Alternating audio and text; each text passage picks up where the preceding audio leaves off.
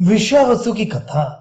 सूत जी बोली, हे ऋषियों, जब सीमंत अपनी पत्नी के साथ अपने नगर को लौट गया तो विश्वावसु प्रभु के चरणों में निष्ठा पूर्वक बैठकर उनका जप करने लगा। प्रारंभ से ही अंधा होने के कारण ना तो उसका कोई धार्मिक संस्कार हुआ था और ना उसने विद्या अध्ययन ही किया था। ऐसी दशा में वह पूजा आराधना की विधि कैसे जान सकता था। अतः उपासना आदि का ज्ञान न होने पर भी वह प्रभु का केवल नाम स्मरण करने लगा। अब उसका नियम था कि प्रातः काल उठ शौच आदि से निवृत्त हो विश्व कुंड में स्नान कर मंदिर में जा पहुंचता। पिछले एक पखवाड़े में उसने अपने माता पिता को ऐसा ही करते देखा था। पूजा आदि की कोई विधि न जानने के कारण वह पुजारी से पूछता, मैं क्या करूं? इसके उत्तर में पुजारी उसे मंदिर की सफाई करने का काम बता देता। विश्वावसु इसे ही प्रभु की पूजा समझता। जब वह इस कार्य से निवृत्त हो जाता तो वह प्रभु की प्रतिमा के सम्मुख जाकर चुपचाप बैठ जाता। उस मूर्ति की ओर देखते हुए वह इतना तन्मय हो जाता कि उसे अपने शरीर की भी सुध-बुध न रहती। इस प्रकार प्रभु की तपस्या करते हुए बालक विश्वावसु को 1 वर्ष बीत गया। उसकी इस अधिक साधना से प्रभु विश्वकर्मा भी प्रभावित हुए बिना न रह सके। उन्होंने उसके लिए कुछ करने का निश्चय किया। प्रभु ने यह सोचकर एक दिन मुनि अगस्त्य को स्वप्न में निर्देश दिया कि तुम्हारे आश्रम की उत्तर दिशा में एक बालक पर्णकुटी बनाकर रहता है। वह सीमंत का पुत्र विश्वावसु है। उसके समस्त संस्कार करके तुम उसे अपना शिष्य बनाओ। मेरी उपासना की समुचित विधि बताकर उसे ब्राह्मणत्व प्रदान करो। स्वप्न में प्रभु विश्वकर्मा का आदेश पाते ही प्रातः काल अगस्त्य मुनि ने अपने एक शिष्य को भेजकर विश्वावसु को बुलवाया। विश्वावसु उसी समय विश्वकुंड में स्नान कर निवृत्त हुआ था। वह मुनि का आदेश पाते ही उनके शिष्य के साथ चल पड़ा। अगस्त्य जी इस तेजस्वी बालक को देखकर अत्यंत प्रसन्न हुए। उन्होंने उसे अपने पास बिठाकर पहले उसका संपूर्ण वृत्तांत पूछा। फिर अपनी यज्ञशाला में ले जाकर उन्होंने उसके समस्त आवश्यक संस्कार कराए। इसके पश्चात उसे गायत्री मंत्र सिखाकर उसका जाप करने के लिए कहा। ऐसे तपस्वी गुरु को पाकर विश्वावसु को अपार आनंद हुआ। वह बोला, गुरुदेव, आपने जो मुझे गुरु मंत्र दिया है उसके लिए मुझे आपको क्या दक्षिणा देनी होगी? शिष्य का उत्तर सुन मुनि बोली, तुम उसकी चिंता मत करो, प्रभु इसकी दक्षिणा मुझे स्वयं दे देंगे। जब विश्वावसु ने बहुत हठ किया तो वे बोले, अच्छा, जब तक तुम इलाचल पर हो मेरे यज्ञ के लिए काष्ठ एकत्रित करके ला दिया करना, यही तुम्हारी गुरु दक्षिणा होगी। इस आदेश को विश्वावसु ने सहर्ष स्वीकार करके नियम पूर्वक काष्ठ एकत्रित करके लाना आरंभ कर दिया। इसके पश्चात उसे जब समय मिलता वह मनोयोग पूर्वक गायत्री मंत्र का पाठ करता। इस प्रकार करते करते उसे 1 वर्ष बीत गया। इस 1 वर्ष की अवधि में उसने गायत्री मंत्र का 24 लाख बार जप कर लिया। उसके भाल पर अद्भुत तेज चमकने लगा। वह अत्यंत मिष्टभाषी तथा परोपकारी था। उसके व्यवहार से प्रसन्न होकर इलाचल के निवासी उसके भक्त होकर उसका आदर करने लगे। विश्वावसु की सतत साधना से प्रसन्न हो महर्षि अंगिरा ने उसे विश्वकर्मा के अष्टाक्षर महामंत्र का उपदेश देकर नियमित रूप से उसका पाठ करने के लिए कहा। यह महामंत्र पाकर विश्वावसु ने विश्वकुंड के तट पर अपना आसन जमाया और महामंत्र का जाप करने लगा। इस जाप में वह इतना लीन हो गया कि उसे खाने पीने सोने जागने की भी सुध ना रही।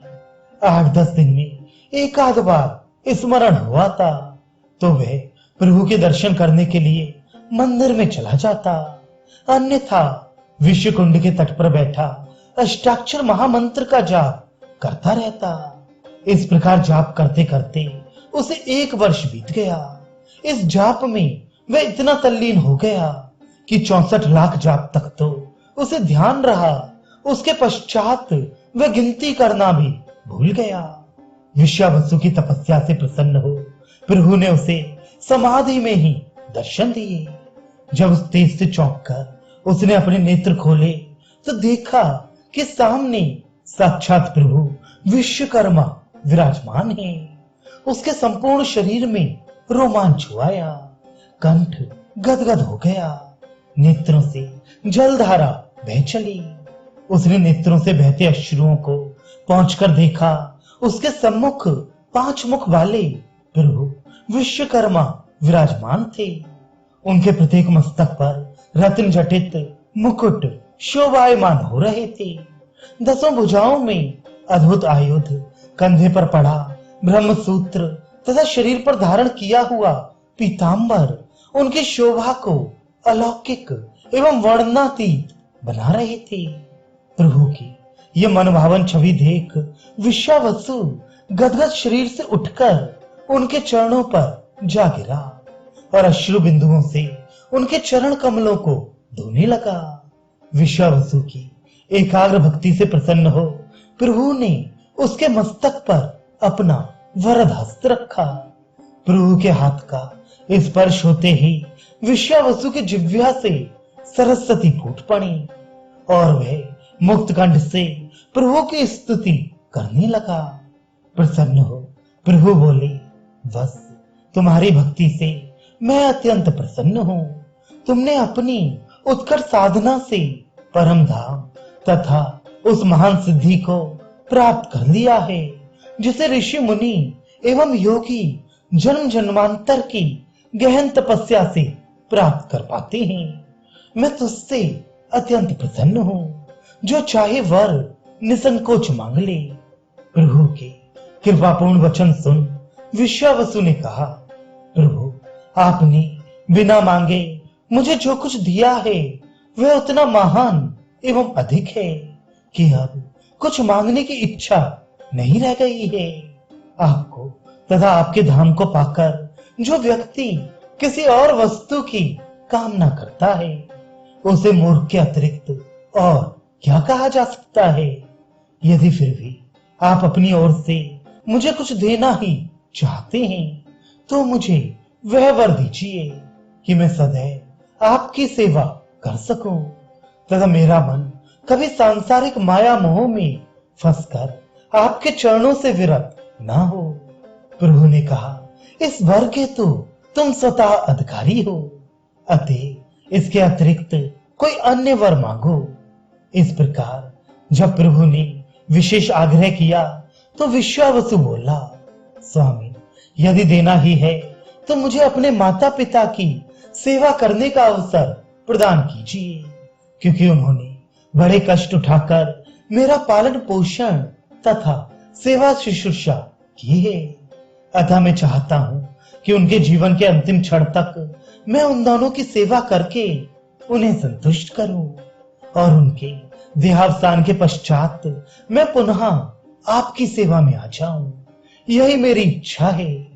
विश्वावसु की प्रार्थना सुन आदि नारायण बोले, बस तेरी यह इच्छा पूरी होगी।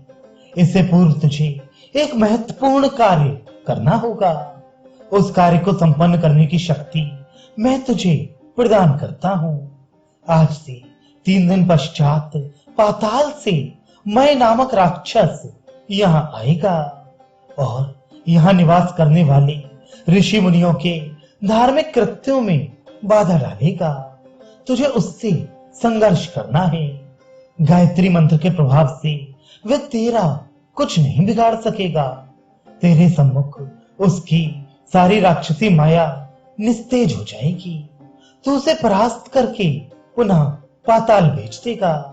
तेरे इस कृत्य से प्रसन्न होकर इलाचल पर निवास करने वाले ऋषि मुनि तुझे आशीर्वाद देंगे, जिससे तुझे सब प्रकार के ज्ञान विज्ञान में दक्षता प्राप्त होगी। जब मैं राक्षस पाताल लोक को चला जाएगा, उसके 7 दिन पश्चात तेरे पिता सीमंत को तेरी आवश्यकता होगी। यहाँ तेरा कार्य समाप्त हो चुका होगा, इसलिए तू पूर्व दिशा की ओर प्रयाण करना। वहीं तेरे माता पिता से तेरी भेंट होगी। जब तक उनका अंतकाल ना आ जाए, तब तक तू उनके पास रहकर उनकी सेवा करना। उनकी मृत्यु के उपरांत ब्रह्मचर्य व्रत का पालन करता हुआ पुनः इलाचल पर लौट आना। अनेक उत्तम उत्तम कार्य करने के पश्चात यहीं पर तपश्चर्या के बल से योग साधना के द्वारा इस नश्वर शरीर का त्याग कर देना। तेरे माता पिता ने तेरे लिए बहुत कुछ किया और तुझसे अत्याधिक स्नेह करते हैं, इसलिए अगले जन्म में तेरे पिता उत्तानपाद बनेंगे तथा तेरी माता उनकी पत्नी होगी। तो उनके यहाँ जन्म लेकर ध्रुव के नाम से विख्यात होगा। फिर मेरी आराधना करके तू अलभ्य परम पद को प्राप्त करेगा। ऐसा कहकर प्रभु अंतर ध्यान हो गए। विश्वावसु विश्वकुंड के तट पर स्थित अपनी पर्णकुटी में बैठ भावी घटनाओं की प्रतीक्षा करने लगा।